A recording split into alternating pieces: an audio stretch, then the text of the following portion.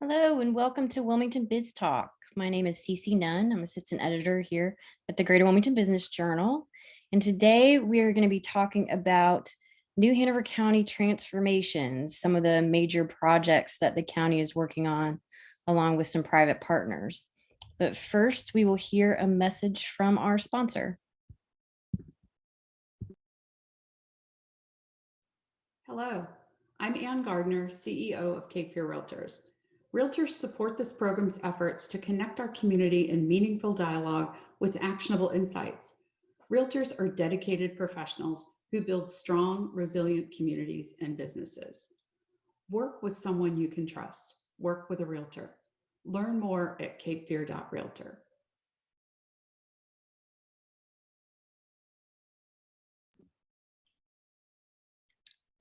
Hello again. We are here today on Wilmington Biz Talk with the New Hanover County Manager, Chris Coudray, and Chief Facilities Manager, Sarah Wormuth with the county. And we are talking about some of the projects that you guys have going on, some of the big things that are going on this year that are making progress. First of all, I wanted to say we appreciate you being on here today. Thanks for coming on. Cece, thanks for having both of us. Thank you. Well, and we were talking before we started about the government complex. So that's the major redevelopment of the government complex site off of College Road, Government Center Drive. If you could, Sarah, let us know a little bit about what that is like today as far as the status. So the status today, if you have driven by that area, you'll see that we now have a 4-story structure that has somewhat risen up from the ground. Construction is fully engaged. They are the EOC and the 911 center portion of the building is actually a little bit ahead of the tower portion of the building. That side of the building, you'll see windows already being put in place, and the interior, they're already actually installing drywall. On the tower side of the place, of the space, they're doing some rough-ins for utilities. And you'll start to see windows and everything come together. So we're fully dried in. So that's always a good sign. That means that work can continue despite any inclement weather. Okay. And when you said EOC, you're talking about the Emergency Operations Center? Correct. The Emergency Operations Center and the 911 Center are the shorter part of the building, the 2-story building, kind of closest to College Road. Okay, and then the tower will hold county offices? Correct. The 4-story tower on the first floor will be our lobby and public space for all of our customers to come in to address, paying a tax bill, maybe asking a question of building service safety for building services. And the upper 3 floors will be primarily consisting of office space and meeting rooms for all of our county departments. And Chris and Sarah, can you talk a little bit about why the county felt like this was important to do now, recognizing that it's been in the planning stages for a while, but what was the impetus? What was the hurry? Sure, and I wouldn't describe it as being in a hurry, but and Sarah can speak to this much better than I. We were at a point where we were going to have to invest somewhere on the order of not less than $20 million in the facility over the next 10 or 12 years. And in the facility's in its 30th year. Certainly it's been renovated to accommodate the government center and the operations that are here, but it's set up kind of a value proposition question. Do we spend $20 million at a minimum to stay in a 30-year-old facility, or do we partner with the private sector, build a modern, purpose-designed government facility that is, keeps the customer at the center of everything that we do, partner with the private sector, get some private development in near proximity, and those incoming tax revenues help pay for the debt service on the building over the next 20 years. And because the government center, as it currently rests, 30 years old, 90,000+ square feet, not 90,000, 140,000. I'm getting ahead on Project Grace. About 140,000 square feet. A lot of it is inefficient. A lot of it is not space that we use. And so we're going to get 125,000 square foot efficient modern facility. So it was a value proposition question, understanding that Sarah needed to go to the board and ask for at least 20 million over the next 10 or 12 years. Right, and the county part of the project is going to be completed first before the private development starts. It is. The intention is that by late summer, early fall, probably September, you see the county government really occupy completely the new government center. After that, and it's spelled out in the MOA with the development team, there's a defined amount of time that they need to bring down what is the current government facility and get the private development up in supporting our community. Okay. Well, and let's move on before we go to another mixed use project that's in the works, Project Grace. I wanted to talk a little bit about the Healing Place, because that's pretty far, that seems far along too. What point in the timeline are you guys at with the Healing Place? Chris, I can jump in here. So it's really, it's really running parallel with the government center. We're tracking right now that we should have substantial completion in August. So we could, in essence, be doing 2 ribbon cuttings in the month of September for both the government facility and the Healing Place of New Hanover County. Okay. And Chris, can you talk about why that particular project, why county officials felt like it was a need? Absolutely. And it's because of our issues of addiction, substance use disorder, macro impacting our community. Actually, the commitment to the Healing Place goes back at least 5 years when the county commission charged Trillium, which is the entity that we work with on mental health and substance use disorders. Our county commission challenged them to come up with a treatment solution, or at least an element of a treatment solution.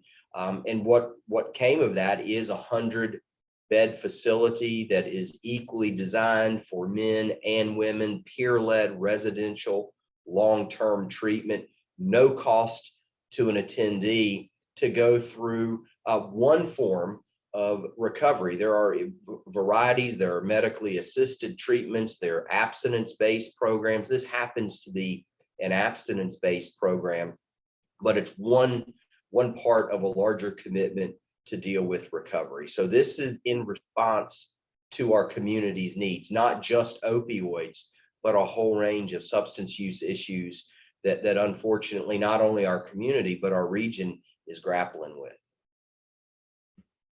Okay. And so on to the project that's probably the least far along, as far as construction hasn't started yet. What would you say the status is right now of Project Grace, as far as, I guess it's in the design phase right now, or some engineering things are going on? Is that correct? It is, yes. We are in, we just completed the design development phase. Those documents were actually delivered to us last Friday. So right now, staff is currently reviewing those documents. Once we complete this review period, then we'll move into the construction documents portion.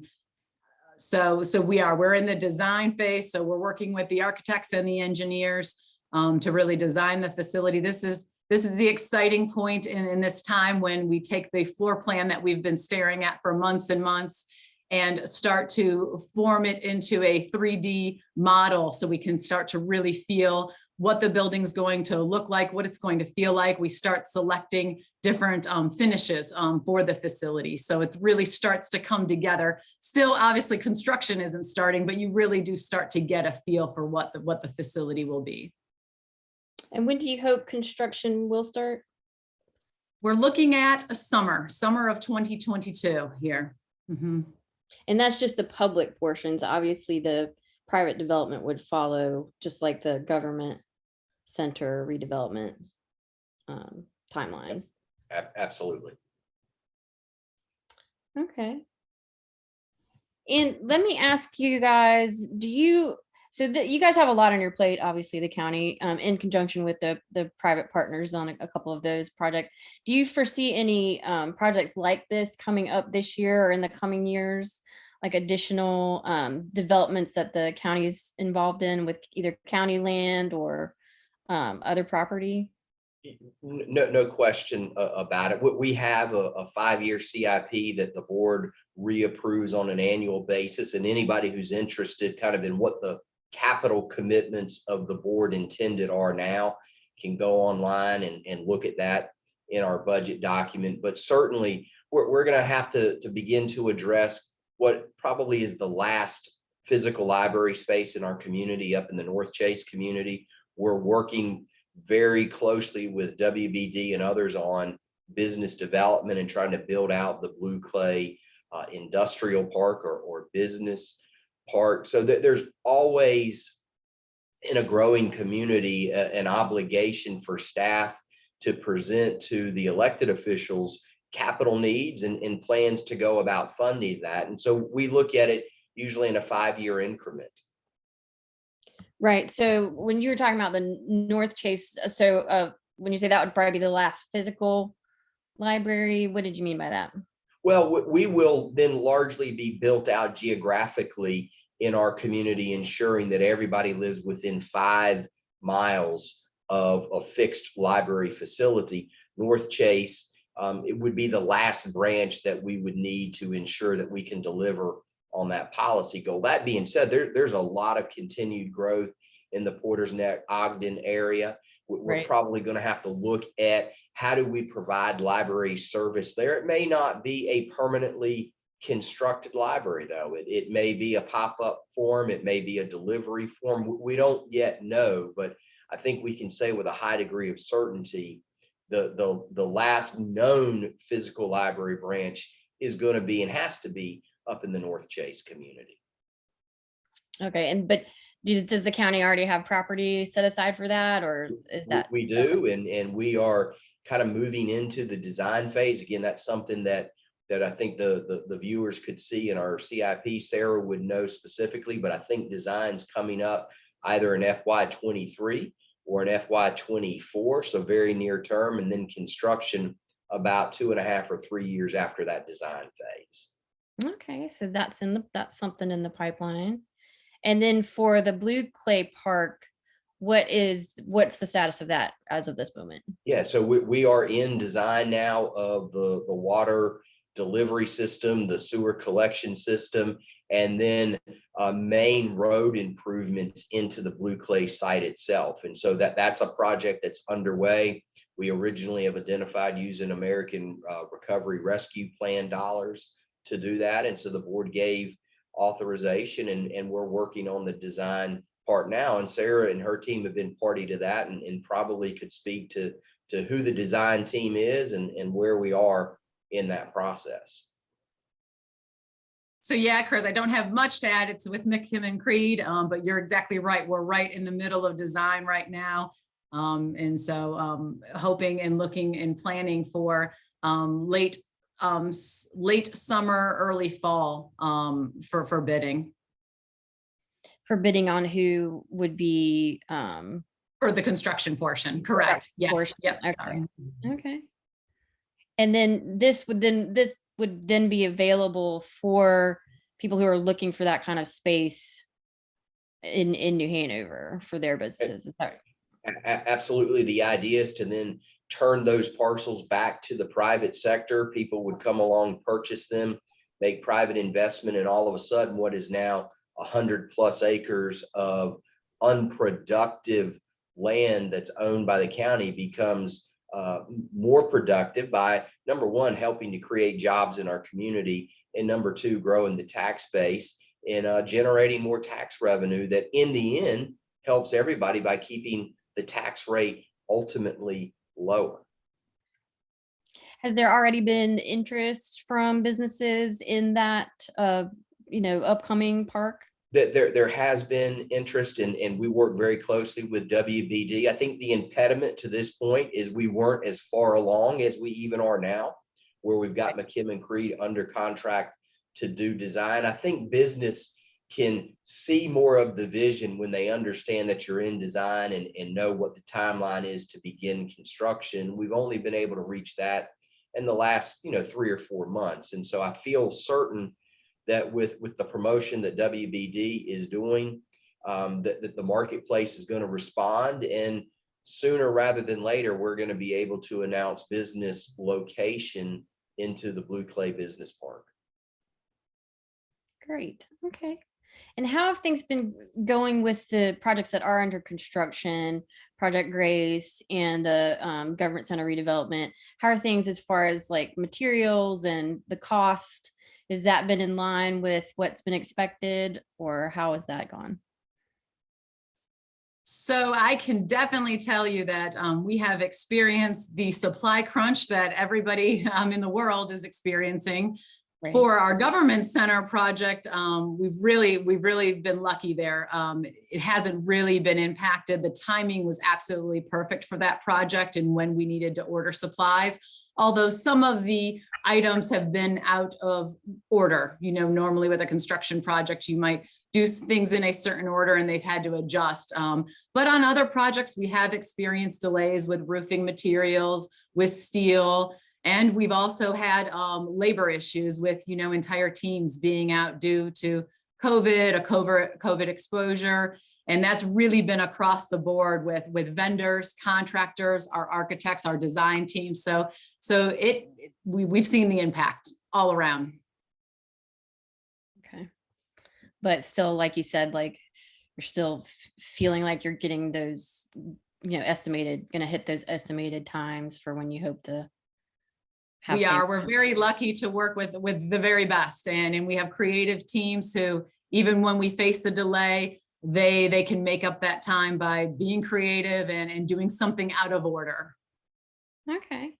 Where are you guys on the naming of Project Grace?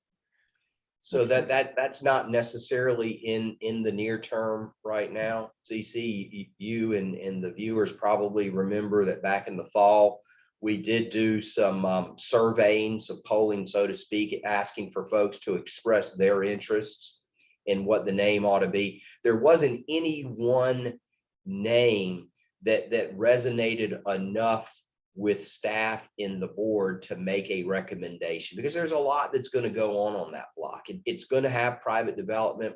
It's going to have two huge public purpose functions there, relocating the Cape Fear Museum, rebuilding what is the largest library branch. And so how do you respect the complexity of that project, the opportunity with it in just one name?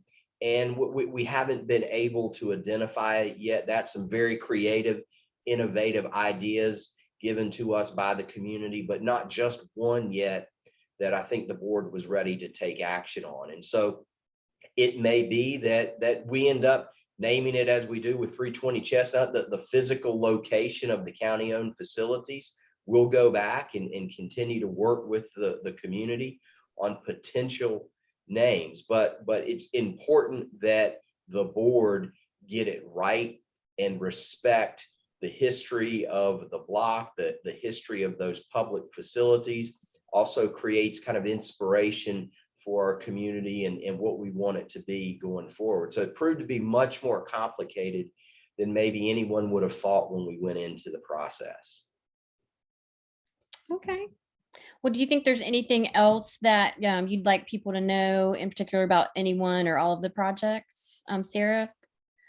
And then you two, Chris? Yeah, Sarah, go ahead. I'm excited about all of the projects, you know, very different uses from the healing place to the government center. But I hope that our residents see and look to us as, you know, a government that is thinking ahead of their needs and anticipating their needs. And I hope that they find these facilities useful for many generations to come. These are not just facilities that are going to serve us in our time here, but you know, 50, 60 years from now, I hope to drive by and still see the government center being put to good use. Okay. And Cece, I'd kind of like to add to the general spirit of what Sarah has offered there. And it probably is self-evident, but I think it's important to say all of these facilities, they are being designed and built with the community that we serve in mind. These are facilities for the community, not for the public staff. And those dimensions and that aspect about meeting the customer where they are, meeting them with the services that they need, that's the underpinning in all of the design process that Sarah and her team have brought on these new, now what are going to be mid 21st century projects. Everything begins and ends with a customer in mind. Okay, well, thank you so much, Sarah and Chris, for coming on and giving us that update. And we look forward to this summer when we've got some of those celebrations coming up of those facilities. So appreciate it. And you guys have a great day. Thank you. Great. Thank Thank y'all. you. Take care. Bye-bye.